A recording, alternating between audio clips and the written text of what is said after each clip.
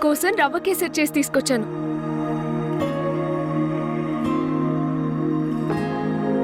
ఇదిగో తిను.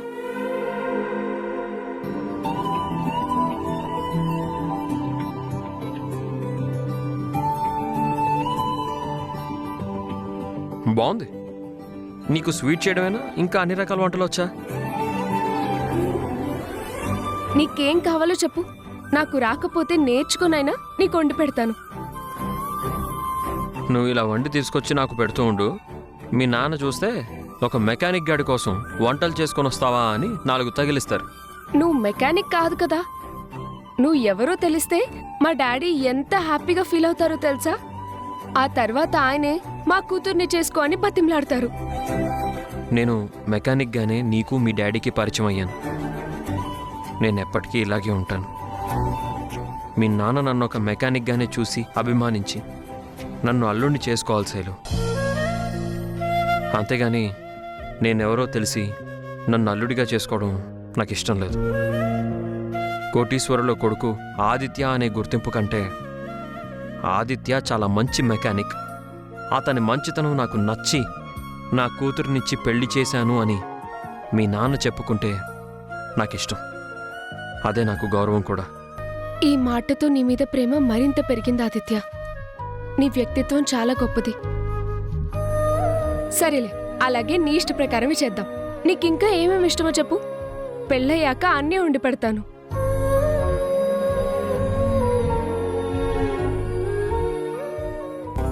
అంటే అప్పుడే ఫుల్ మీల్స్ అన్నమాట. అప్పటిదాకా ఇలాంటి చిన్న చిన్న స్వీట్స్ ఇస్తూ ఉంటావు, అంతేనా? అలా కాదు. ఏ దొంగ నిన్ను! హే, హే. ఏ ఆదిత్య ఆగు.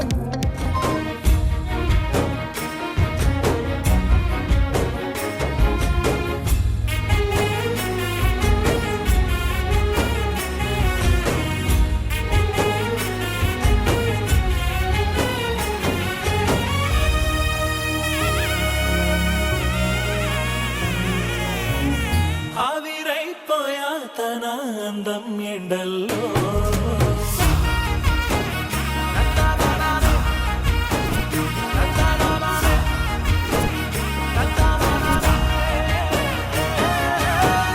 చూడు గుండె జోరు గట్టి డబ్బు కొట్టినంత హోరు, నిందా మొన్న లేని తీరు ప్రేమ అంటారా దీని పేరు.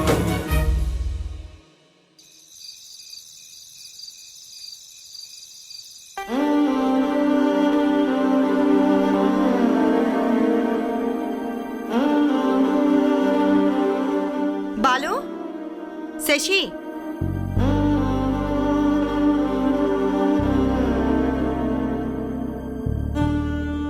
భోజనానికి రండి.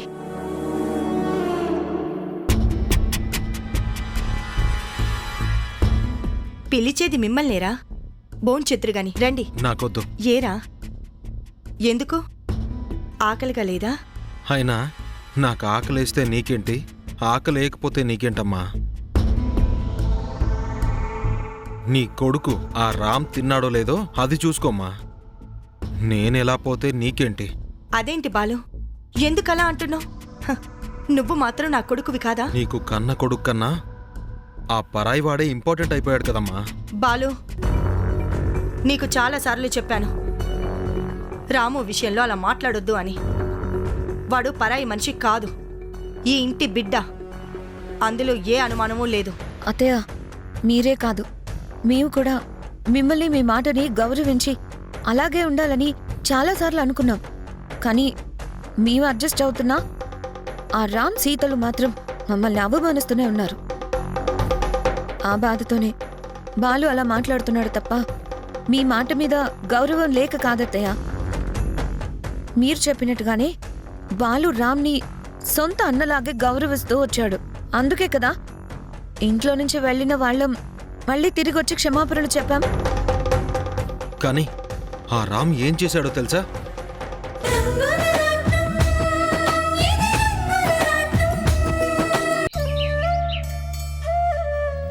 నేను ఇంకా ఎన్ని అవమానాలు పడాలో అన్నీ పడతాను. అందరి తలరాతలు ఆ దేవుడు రాస్తాడు. కానీ నా తలరాత నువ్వు రాసావమ్మా. అక్కడ అధికారాలు మాట్లాడతాయి, ఇక్కడ ఆత్మీయతలు పలకరిస్తాయి.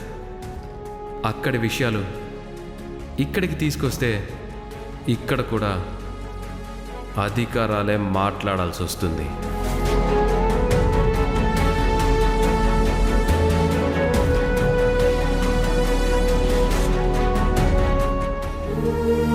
ఏమైంది? రాము ఎప్పుడు అలా ప్రవర్తించడే. ఎవరు ఇంట్లో అలిగినా భోజనం చేయకపోయినా అసలు ఊరుకునేవాడే కాదు. అలాంటిది బాలుని వదిలేసి తనొక్కడే ఎలా తిన్నాడు? పక్కన మనిషి లేకుండా భోజనం చెయ్యని మనిషి ఎవ్వరినీ పట్టించుకోకుండా ఎలా తినగలిగాడు? అత్తయ్య, రామ్మా, కూర్చో. అత్తయ్య, మీతో కొంచెం మాట్లాడాలి. ఏంటో చెప్పమ్మా. అత్తయ్య, వాళ్ళు చాలా బాధపడుతున్నారు. ఈ ఇంట్లో నేను పరాయి వాడిని అయిపోయాను, నా గురించి పట్టించుకునే వాళ్ళు లేరని చాలా ఫీల్ అవుతున్నాడు. రాత్రి నుంచి నిద్ర కూడా పోవట్లేదు అత్తయ్య. నాకు తెలుసమ్మా. చిన్నప్పటి నుంచి వాడి మనస్తత్వం ఎలాంటిదో అమ్మగా నాకు చాలా బాగా తెలుసు. కానీ కొంచెం ఓపిక పట్టాలి. ప్రతిదీ మనకి తగ్గట్టుగా జరగాలి అనుకుంటేనే చాలా ఇబ్బంది పడతామమ్మా. అన్నీ మాకు తగ్గట్టుగానే జరగాలని నేనేం అనుకోవట్లేదు అత్తయ్య. కానీ అందరి ముందు అవమాన పాలు కాకుండా ఉండాలని కోరుకుంటున్నాం. కానీ చివరికి జరిగిందేంటి? స్టాఫ్ అందరి ముందు అంతలా అవమానం చేయాలా? నేను బాలు తొందరపడి ఆ రోజు ఇంట్లో నుంచి బయటకు వెళ్ళిపోయినందుకు నేనే కదా బాలు చేత క్షమాపణ చెప్పించాను. దేనికి చెప్పించాను అత్తయ్య? అందరితో పాటు కలిసి ఉండాలనే కదా. కానీ ఇక్కడి పరిస్థితులు చూస్తుంటే తిరిగొచ్చి తప్పు చేశామేమో అని అనిపిస్తుంది అత్తయ్య. తిరిగి రావడం తప్పు అని అర్థమైంది కదా, ఇంకా ఎందుకుండడం? మళ్ళీ వెళ్ళిపోండి. ఎవరొద్దన్నారు? సీత, ఏం మాట్లాడుతున్నావమ్మా? అవునత్తమ్మా, తనకి బాలుకి ఇక్కడ వాతావరణం, ఇక్కడ మనుషులు ఇవేవి నచ్చట్లేదు కదా, అందుకే కదా వెళ్ళిపోయారు. మళ్ళీ వాళ్ళే వచ్చారు, ఇప్పుడు మళ్ళీ వెళ్తామని అంటున్నారు. ఇలా రావడం పోవడం వాళ్ళకి అలవాటే కదా. అలాంటప్పుడు ఇంకా ఇక్కడ ఉండడం ఎందుకు? వెంటనే వెళ్ళిపోండి. మమ్మల్ని వెళ్ళిపోమని చెప్పడానికి నువ్వెవరు? నువ్వు నీ భర్త ఈ ఇంటికి ఏ సంబంధం లేని వాళ్ళు. ఆ మాటకొస్తే మీరే బయటకు వెళ్ళాలి. అమ్మా శశి, నువ్వు కాస్త ఆగమ్మా. మేమెందుకు వెళ్ళాలి? ఈ ఇంట్లో ప్రతి రూపాయి నా భర్త సంపాదించింది. మీరు తినే తిండి, కట్టే బట్ట, ఉండే ఇల్లు నా భర్త కష్టార్జితం. సీత, నోర్మోయ్. ఏం మాట్లాడుతున్నావో నీకు అర్థమవుతుందా? అంత కష్టపడినా ఏ రోజు రాము అలా మాట్లాడిందే లేదు. అలాంటిది నువ్వు ఇలా మాట్లాడుతుంటే నాకే ఆశ్చర్యంగా ఉంది. నాకు ఆశ్చర్యంగానే ఉందత్తమ్మా. ఆయన కష్టాన్ని తిని ఆయన్నే తప్పు పడుతుంటే నాకు కూడా ఆశ్చర్యంగానే ఉంది.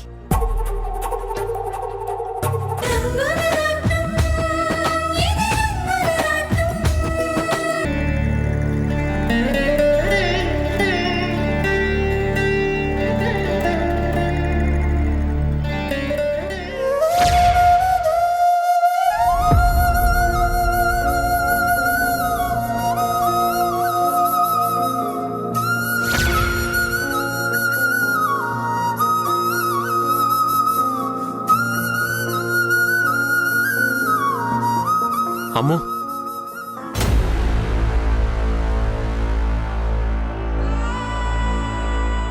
అన్నయ్య, అన్నయ్య, అమ్మో,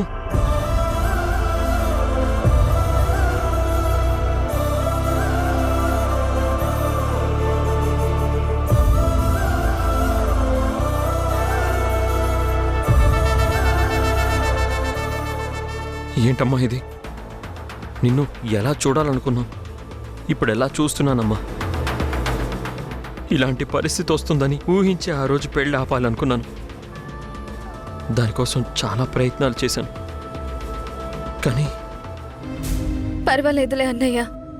తాత ఎప్పుడూ అనేవారు, గుర్తుందా? మనం ఎలా బ్రతికాలని రాసుంటే విధి ఆ వైపుకే తీసుకెళ్తుంది అని. ఆ సమయంలో నువ్వే కాదు, ఆ దేవుడు ఆపాలని చూసినా ఆయన మాట కూడా నేను వినేదాన్ని కాదేమో.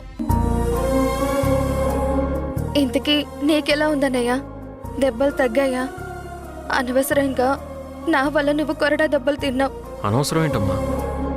నా చెల్లెలి కోసం కొరడా దెబ్బలేంటమ్మా? ప్రాణం ఇవ్వమన్నా ఇచ్చేస్తానమ్మా.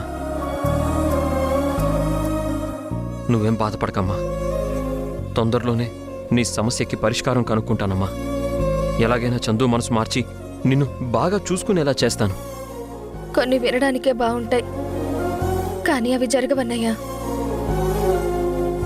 ఆ రోజు వద్దని నువ్వెంత చెప్పినా నేను వినలేదు.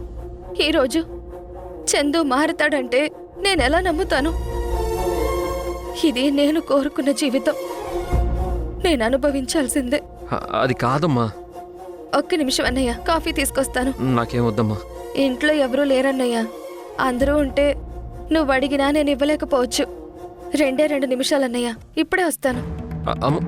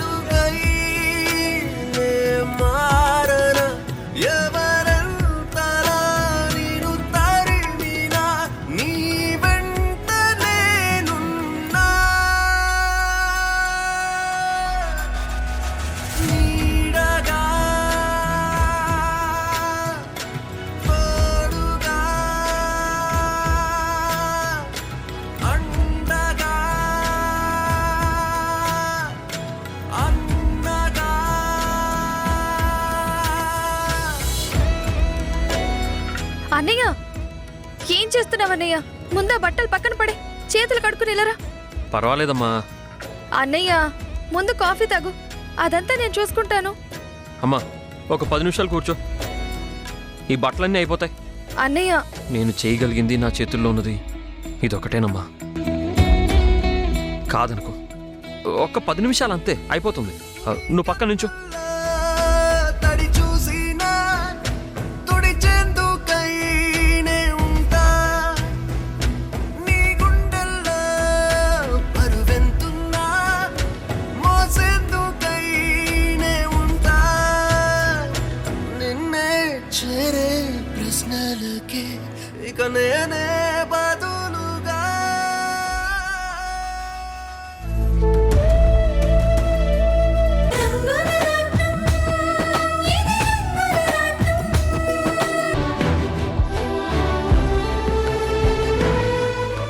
ఏమైంది?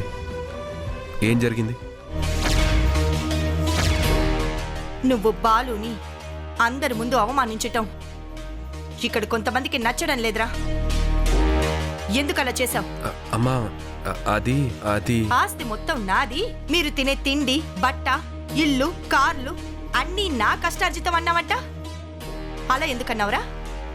నా సొంత కొడుకుని కాదని నీకెందుకు అధికారం ఇవ్వాలి?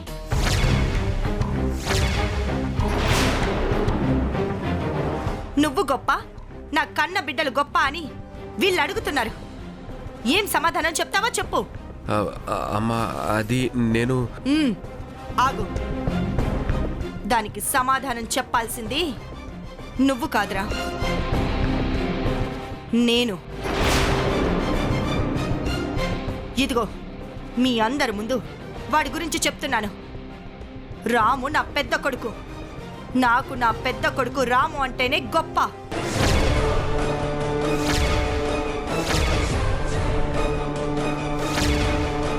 నా పెద్ద కొడుకు రాము ఏమి చేసినా అందులో ఒక అర్థం ఉంటుంది. వాడు ఏం చేసినా కరెక్ట్గానే చేస్తాడు. వాడి విషయంలో ఆ దేవుడే దిగొచ్చి చెప్పినా నేను ఎవ్వరిని నమ్మను.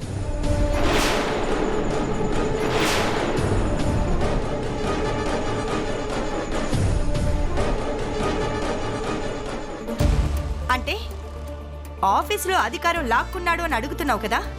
హ, అసలు ఆ రోజు నేను వద్దంటున్నా సరే బాలుని ఆ ఎండి చైర్లో కూర్చోబెట్టింది ఎవరనుకున్నారు?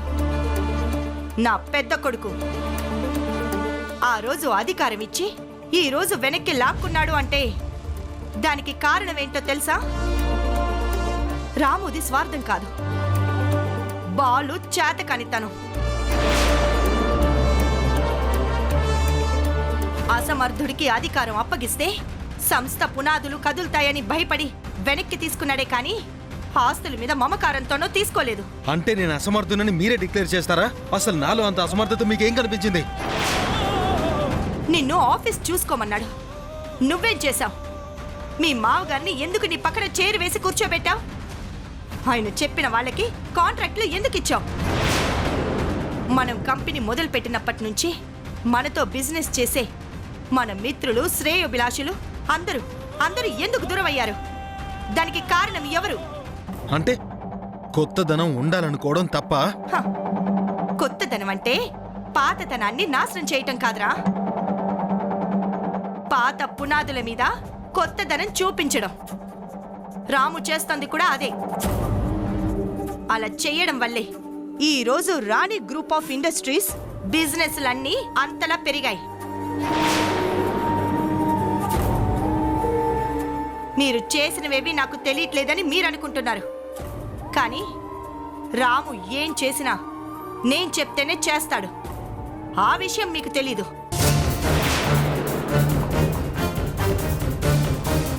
ఏం దుర్గాప్రసాద్, ఇప్పుడు నీ ప్రశ్నకు సమాధానం దొరికిందా? రామ్ ఏం చేసినా రాణికి చెప్పే చేస్తాడు, రాణి చెబితేనే చేస్తాడు.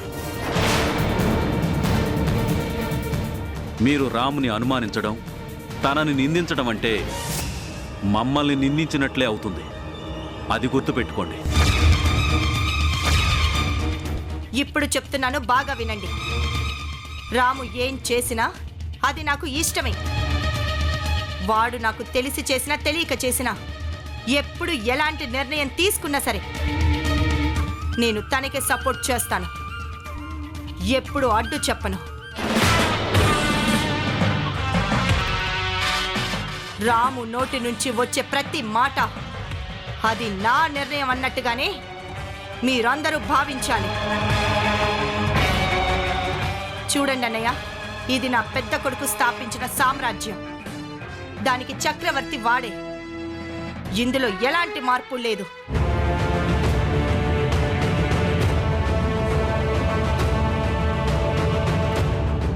దీని గురించి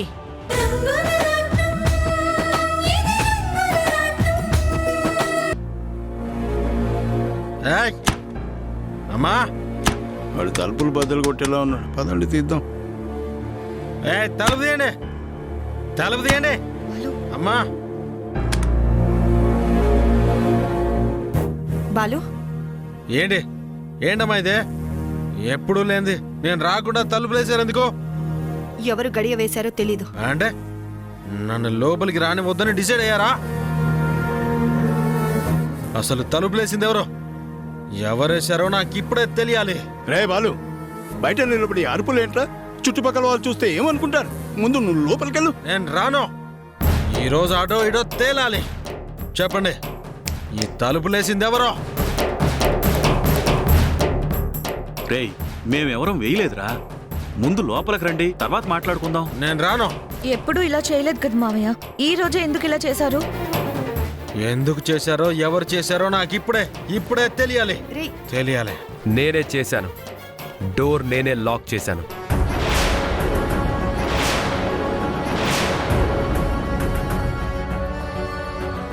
ఏంట్రా ఎన్నడూ లేనిది ఈ రోజు ఎందుకు ఇలా చేసావు? కావాలనే చేశాను తాతయ్య.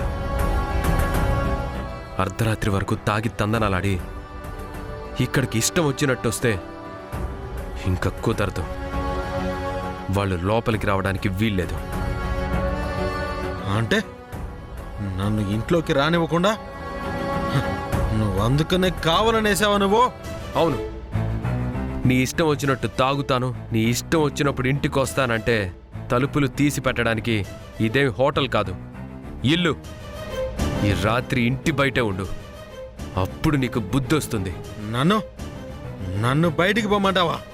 అసలు నన్ను అలా అనడానికి నువ్వెవరో? నేను ఈ ఇంటి బిడ్డనే. నీకెంత హక్కుందో నాకు కూడా అంతే హక్కుంది. అసలు ఆ మాటకొస్తే నీకంటే నాకే హక్కుంది. హ, ఎందుకంటే నేనే అస్సలు కొడుకుని. రే ఆపరా. ఏంటి తాతయ్య మీరు? తాగొచ్చినంత మాత్రాన ఇలా తలుపులు వేయడం ఏంటి? ఫ్రెండ్స్తో పార్టీ ఉందని కొంచెం తాగాడు, దానికి ఇలా గుమ్మ ముందు నిలబెట్టేస్తారా? అసలు ఇది ఇల్లా హాస్టలా? నాకైతే ఏం అర్థం కావడం లేదు. అత్తయ్య, మీరు చూస్తూ ఉన్నారే గాని ఏం మాట్లాడట్లేదేంటి? మీరు చేసిన తప్పు కళ్ళ ముందు కనిపిస్తుంటే అత్తమ్మ మాత్రం ఏం మాట్లాడుతుంది? ఒక్కరోజంటే ఫ్రెండ్స్ అనుకోవచ్చు, కానీ రోజు ఇలా తాగొస్తుంటే ఏమనాలి? నా ఇష్టం వచ్చినట్టు తాగుతాను. అవసరమైతే ఈ ఇంట్లోనే పట్ట పగలే తాగుతాను. నన్ను బయట నిలబెడతారా? బాలు, కాస్త సైలెంట్గా ఉండరా. రామ్, ముందు వాడిని లోపలికి రమ్మను.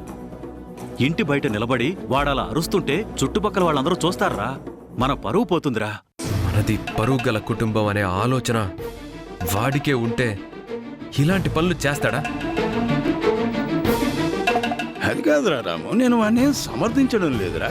మీ నాన్న చెప్పినట్టు వాడు ఇలా అరుస్తుంటే పోయేది మన పరువే. పైగా వాడు తాగున్నాడు, నోటికొచ్చినట్టు ఏదేదో వాగుతున్నాడు. రామ్, ఈ ఒక్కసారికి వదిలే. ఇప్పుడు నువ్వు ఏం చెప్పినా వాడికి అర్థం కాదు. వాడి మత్తు దిగాక రేపు మాట్లాడదాంలే. సరే, మీరు చెప్తున్నారు కాబట్టి నేను లోపలికి రానిస్తాను, కానీ ఇదే లాస్ట్ వార్నింగ్. వార్నింగా? నాకే వార్నింగ్ ఇస్తున్నావా? Yes, this the last and final warning. రేపటి నుంచి 9 గంటలకల్లా ఇంట్లో ఉండాలి. తాగి వస్తే ఇంటి బయటే ఉండాలి, లోపలికి రావడానికి వీల్లేదు. ఇలా చేస్తేనే నీకు బుద్ధి వస్తుంది. లోపలికెళ్ళు.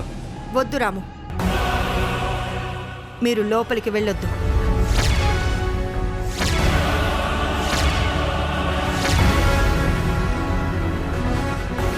రాము చేస్తోంది కరెక్టే. ఈ పని నేను ముందే చేసుంటే నువ్విలా అయ్యేవాడివే కాదు. ఈ ఇంటి పెద్ద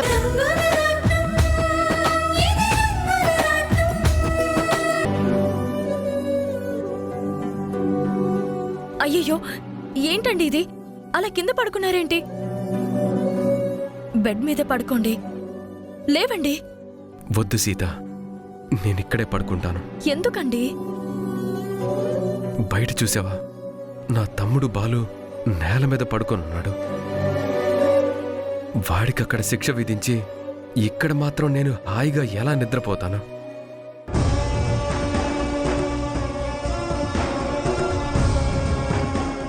చిన్నప్పటి నుంచి బాలు కాస్త సుకుమారంగానే పెరిగాడు. చిన్న కష్టం కలిగినా తట్టుకోగలిగేవాడు కాదు. అలాంటి వాణ్ణి ఈ చలిలో దోమలు కుడుతుంటే ఇంటి బయట కటిక నేల మీద పడుకోమని నేను ఆర్డర్ వేశాను. పాపం, వాడెంత కష్టపడుతున్నాడో ఏమో సీత. మీరు కారణం లేకుండా ఏ పని చేయరు కదండి. అత్తమ్మకి మన మీద కోపం వచ్చేలా చేయడం మన ముఖ్య ఉద్దేశమైనా బాలుని ఆ తాగుడికి దూరం చేయడం కూడా అవసరమే కదండి. నిజంగా బాలు ఈ మధ్య ఎక్కువగా తాగుతున్నాడు. ఆ డీపీ దగ్గరుండి బాలుని చెడగొడుతున్నాడండి. అసలు దానివల్లే మనకు ఈ ఇంటికి దూరం అవుతున్నాడు. మీరిలా పనిష్మెంట్ ఇవ్వడం బాలు మంచికే కదండి. ఏది ఏమైనా నా వల్ల బాలు నరకం చూస్తున్నాడు.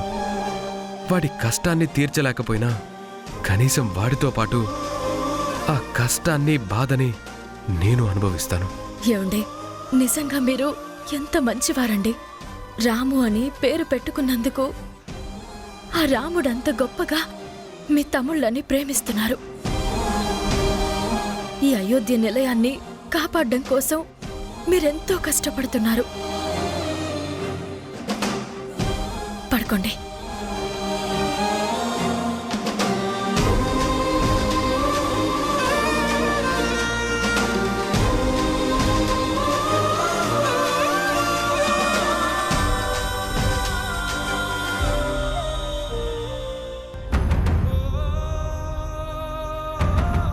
మీ తమ్ముడు సంతోషంగా ఉండాలి అని ఎంత కష్టపడుతున్నారు. కానీ బాలు మిమ్మల్ని బయటికి పంపించాలని చూస్తున్నాడు. నిజంగా మీలాంటి అన్నని దూరం చేసుకుంటే ఆ బాలు దురదృష్టవంతుడవుతాడు. ఈ అయోధ్య నిలయం అనాథ అయిపోతుందండి.